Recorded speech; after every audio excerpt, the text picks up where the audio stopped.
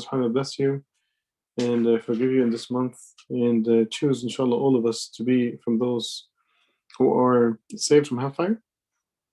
Today, inshallah, we're going to continue with Surah Al-Qiyāmah. Surah Al-Qiyāmah, inshallah ta'ala. We're going to start reciting, inshallah, from the beginning because we only did the first few verses yesterday.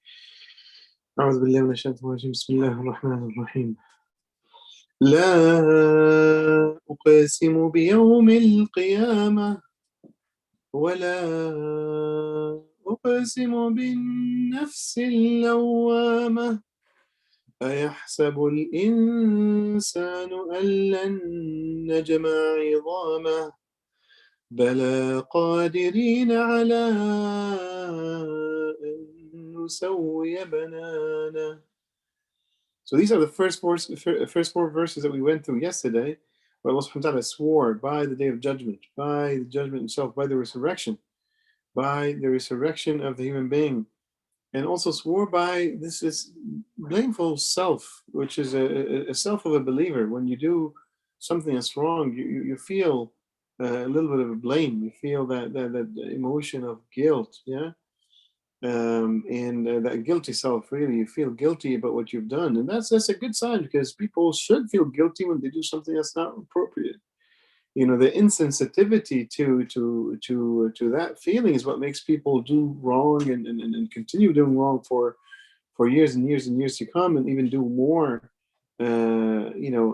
bigger crimes really in their lives. SubhanAllah. And Allah trying to connects that aspect of doing. Being blameful. If nobody's going to hold you accountable, why would you feel guilty? If there's nothing there's nothing right and wrong. There's no sin. You don't really care. That sense of accountability, that sense of Qiyāmah that a person has, is what drives them toward being a good person in the first place. Because there's accountability, there is such a day that's going to come. Allah subhanahu wa ta'ala talks about a person who does not have that feeling, doesn't care about Yawm al-Qiyamah, doesn't believe in Yawm al-Qiyamah, and that's unfortunately in this day and age is something abundant, such a personality. So Allah subhanahu wa ta'ala speaks, أَيَحْسَبُ الْإِنسَانُ أَن لَن نَجْمَعَ عِظَامَهُ. Does a person think, does he really believe that we will not get his bones together and reform and recreate and resurrect that person? Allah subhanahu wa ta'ala answers back, says, Bala, indeed we will. Not just his big bones, but his small bones, not just his bones, but even his fingertips. Even his fingertips, which has, as you know, the fingerprints, which is pretty unique to every single person. And then Allah subhanahu wa ta'ala continues. بَلْ يُرِيدُ الْإِنسَانُ لِيَفْجُرَ أَمَامَهُ يَسْأَلُ أَيَّانَ يَوْمُ الْقِيَامَةِ. Bal is min ahruf al-idrab. Min ahruf al-idrab means basically it's a particle within linguistics that shows negation of an idea and affirmation of another. Yeah. So Allah subhanahu wa ta'ala saying no, not really. It's not. That's not true. What this person wants. This person really wants, it's not just basically disbelief. This person's not disbelieving in the day of judgment because there's facts or there's lack of evidences. That's not true. The real reason that person is really belittling or setting aside, casting aside the belief in Yawm al-Qiyamah is not because of these real reasons of lack of evidence. It's because he or she wants to do fujur. بل يريد الإنسان ليفجر أمامه. So there's two words, al-fujur and there's amama. Liyafjura is to commit, public sin. The person who is called al-fajr is a person who is driven by lust and by desires and by what that person really wants. You just want to follow your desires. You just want to follow your whatever stimulates you. You want to just follow what makes you. Instantaneous gratifications. That's what it really is. A person of such a sort doesn't want to think about Yawm al-Qiyamah in the first place. Doesn't want to evaluate the evidences. Is there Yawm al-Qiyamah or not? I mean, let's discuss it. No. He makes fun of it. He becomes very, condescending. Becomes very disrespectful. Becomes very obnoxious. very sarcastic and disrespectful. Really, is what it is. And Allah subhanahu wa ta'ala quotes that attitude in the next ayah that we just read. يسأل أيان يوم القيامة. It's like he starts asking. Allah subhanahu wa ta'ala is really painting a picture in our minds of this human being. It's like, yo, when is Yawm al-Qiyamah? Really, what time is it? What time is Yawm al-Qiyamah? Is it 12 o'clock? Is it 24th September? When is it? So ask such very disrespectful, a rhetorical question, basically, that denotes sarcasm, really. Why when you're discussing with a person intellectually, and you're trying to debate a point, and the person tries to brush it away with such sarcastic tones and condescending nature and attitudes, what does that say? That says that person is not interested in the first place to have that discourse, to have that discussion, to have that dialogue. Why? Because there's some other intent in the heart. That person doesn't want to know if it's true or not. It doesn't just don't tell me. I don't want to know, and that's why he or she belittles the debate, belittles the discussion, belittles that discourse between you and them.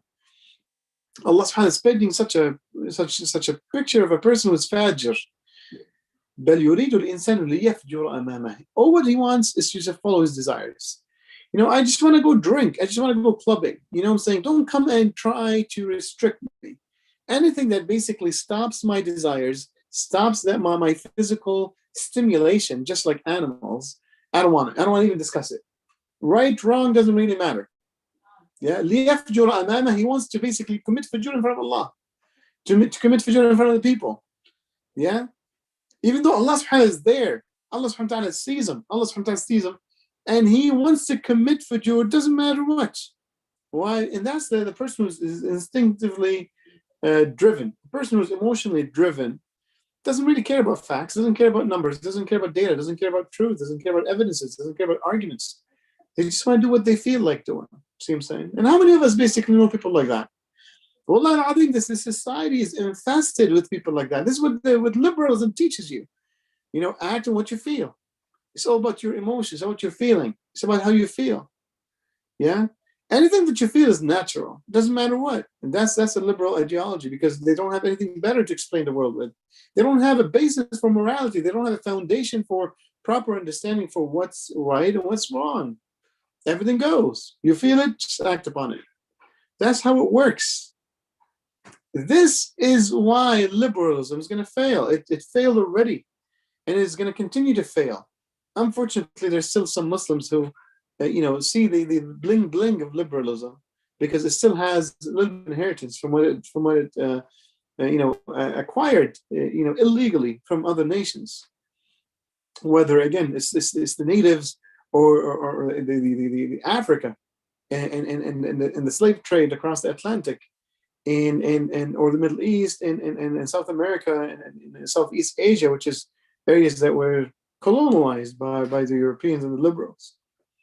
See, we need to understand that today, basically, there's only one solution. There's only one proposition. There's only one alternative, one proposition. In contrast or in front of liberalism. Liberalism, unfortunately, doesn't have many other contenders. Communism, socialism failed miserably. Today, liberalism is standing not because it has any weight.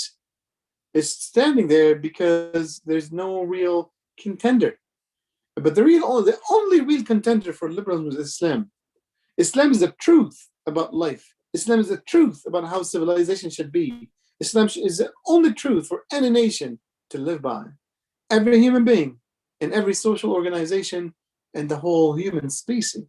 But see, unfortunately, Muslims today are coming out of an era of defeat. For the last couple hundred years, the Muslimin were defeated.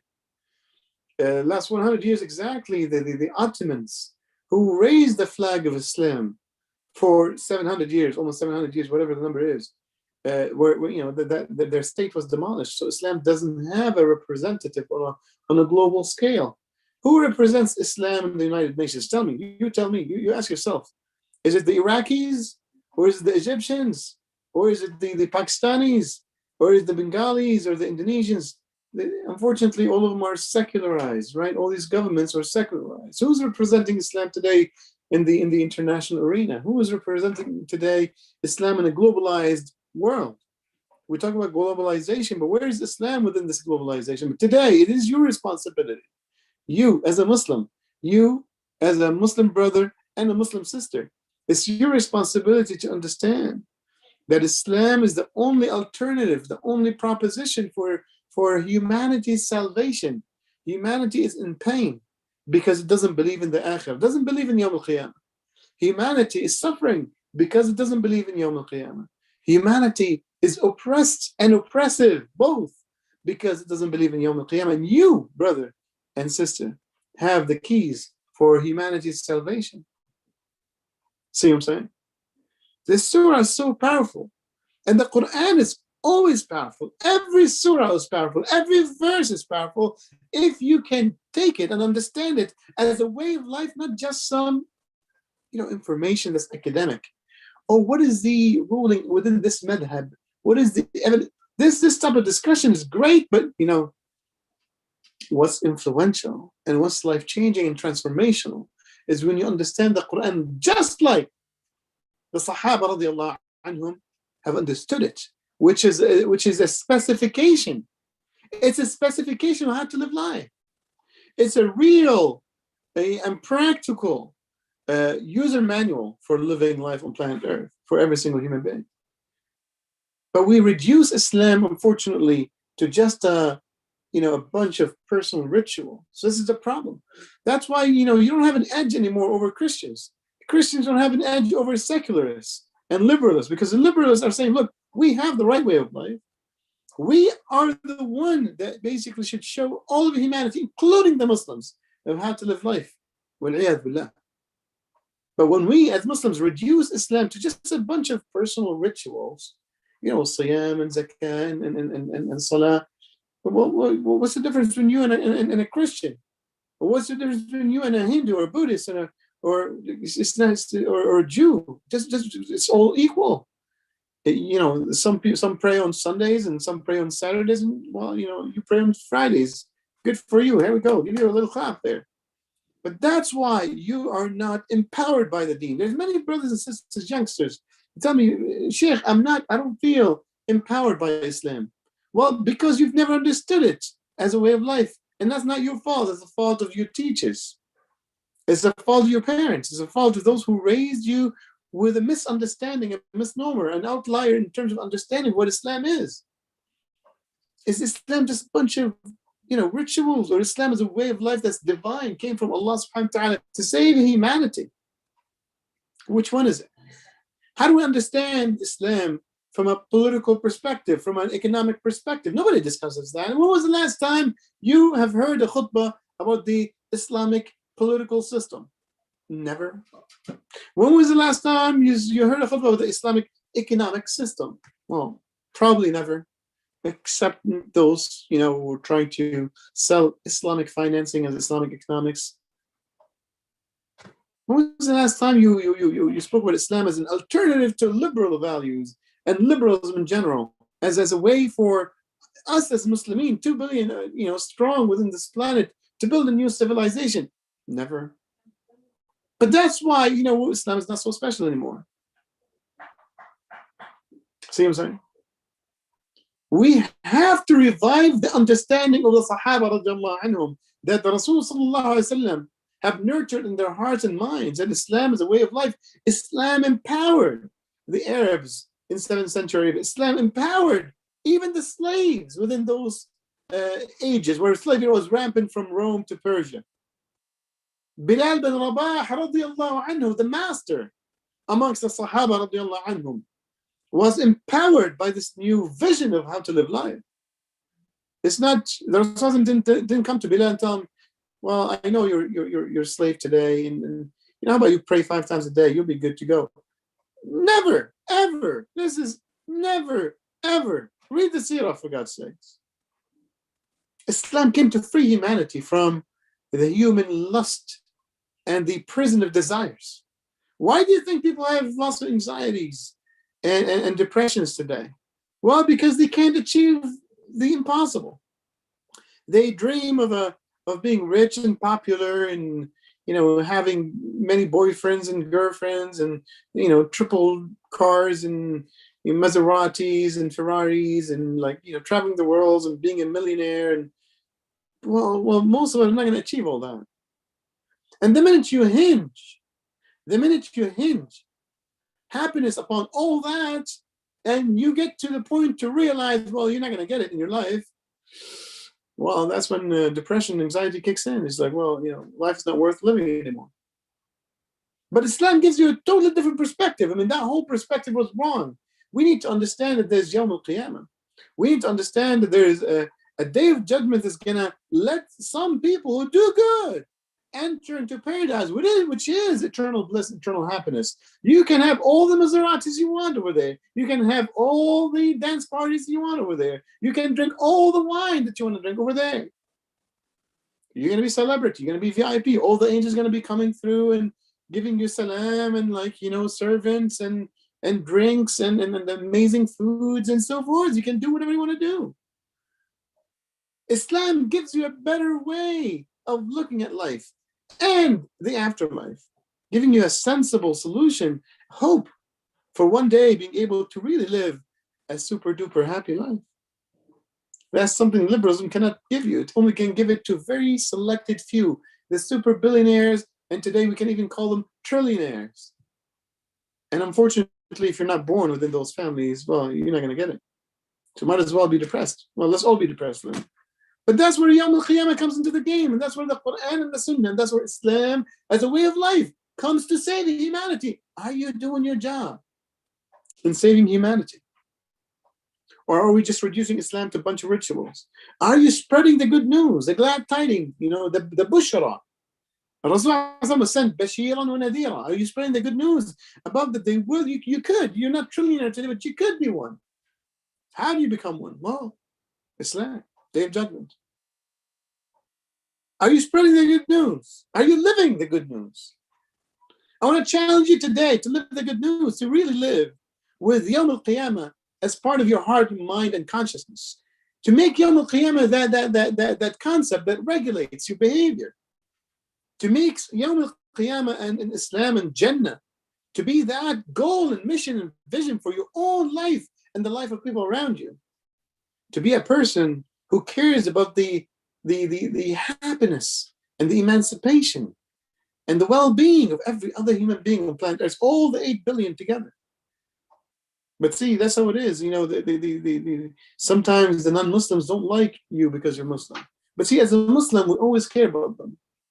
We care about every non-Muslim. We want every non-Muslim to be in Jannah. We want all of them to be saved, even those who hurt us.